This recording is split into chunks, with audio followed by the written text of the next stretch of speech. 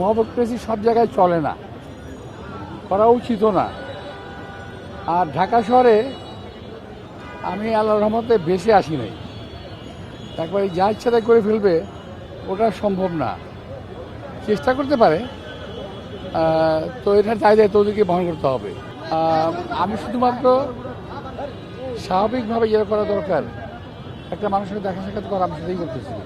আমি ভোট প্রার্থনা করছি না, ভোট চাচ্ছিও না। যখন থেকে নির্বাচন প্রচারণা শুরু হবে তখন ইনশাল্লাহ আমরা যথাযথভাবে আমাদের কাজ শুরু করব।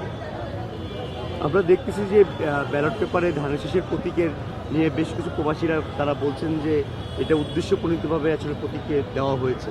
এই বিষয় নিয়ে আপনি যদি কিছু জানাতেন আমাদের। ব্যালট পেপারটাকে আর মনে হয়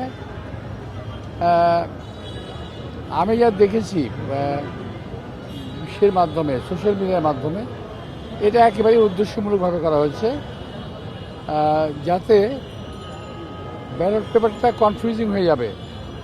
সিল মারার পরে এটা কনফিউজিং হয়ে যাবে। যে এটাকে আমি মনে করি নির্বাচন কমিশনের এটাকে ঠিক করা উচিত ইমিডিয়েটলি, এবং এটা ঠিক না করে ব্যালট পেপার কোথাও যাওয়াও ঠিক না। আমি আশা করব নির্বাচন কমিশন এটাকে দিকে সুদৃষ্টি দেবেন এবং যাতে বিষয়টা পক্ষপাতমূলক না হয় এটা যেন তারা চেষ্টা করেন। আপনার নির্বাচনী আসনটা হচ্ছে অত্যন্ত গুরুত্বপূর্ণ, কিন্তু সেখানে দেখা যাচ্ছে যে বিভিন্ন প্রার্থী মহোক্রেসিকে উস্কিয়ে দিচ্ছে। শাহবাগের দিকে, এই শাহজাহানপুরের দিকে বোলডোজার পাঠানো হবে এমন ধরনের বক্তব্য রাখছে। এটা কি নির্বাচন আচরণবিধি লঙ্ঘন কিনা, বা আপনার প্রতিক্রিয়াটা? আমি এটা শুনেছি মানুষের মুখে। এক কথা কি, মহোক্রেসি সব জায়গায় চলে না, করা উচিতও না। আর ঢাকা শহরে আমি আল্লাহর রহমতে বেশি আসি নাই, একবার যা ইচ্ছা তাই করে ফেলবে ওটা সম্ভব না। চেষ্টা করতে পারে, তো এটার দায়িত্ব ওদেরকে বহন করতে হবে। আমার শাহজাহানপুর থেকে আসবে কেন ভাই? আমি কি অপরাধ করছি নির্বাচন করে দাঁড়িয়ে? আমি তো নির্বাচন আজকে থেকে করি না। এটা নিয়ে আমার প্রায় 5-6বারের মতো নির্বাচনে আমি প্রতিনিধিত্ব করছি। আমি তো এর আগেও বহু ঘটনা ঘটেছে, তো ওগুলো কোনো বিষয়ে মনে করি না। যারা নাকি একান্তই দুর্বল প্রার্থী তারা সবল প্রার্থীর বিরুদ্ধে সাথে কথা বলবেই। আমি এটাকে খুব একটা গায়ে মাখছি না। নির্বাচন তো আর বেশি দিন বাকি, আইনশৃঙ্খলা পরিস্থিতি এখন পর্যন্ত কেমন দেখছেন? এবং আমরা দেখছি যে কিছু জায়গায় আপনার কিছু বিচ্ছিন্ন ঘটনা ঘটানো হচ্ছে। এই বিষয়টি অন্য কোনো উদ্দেশ্য আছে কিনা? আইন শৃঙ্খলা পরিস্থিতি নিয়ে আমি নিজেও খুব শঙ্কিত, কারণ কয়েকদিন আগেও আমাদের একজন কর্মীকে হত্যা করা হয়েছে এবং গতকালও বোধহয় একজনের উপরে আক্রমণ করা হয়েছে। আর আইন শৃঙ্খলা পরিস্থিতিটার যাতে আরও খারাপ হয় এই জন্য কিছু কিছু প্রার্থী উস্কানিমূলক কথাবার্তা বলছে। আপনি খেয়াল করে দেখবেন যে আমাদের এই আসনের কিছু কিছু প্রার্থী, তাদের যে কাজকর্ম, তাদের কথাবার্তা অত্যন্ত উস্কানিমূলক। যেমন আমার সময় তারা বলতেছে, আজে বাজে কথা বলতেছে।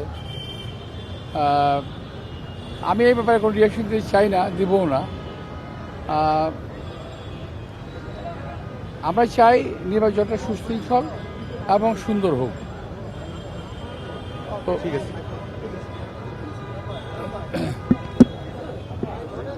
ঠিক আছে।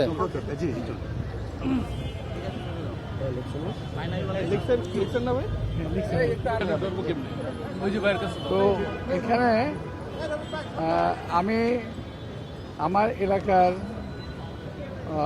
ভোটারদের প্রতি আমি আহ্বান জানাবো তারা যেন যে কোনো রকম উস্কানিমূলক কথাবার্তা এবং কাজকর্ম থেকে নিজেকে বিরত রাখেন।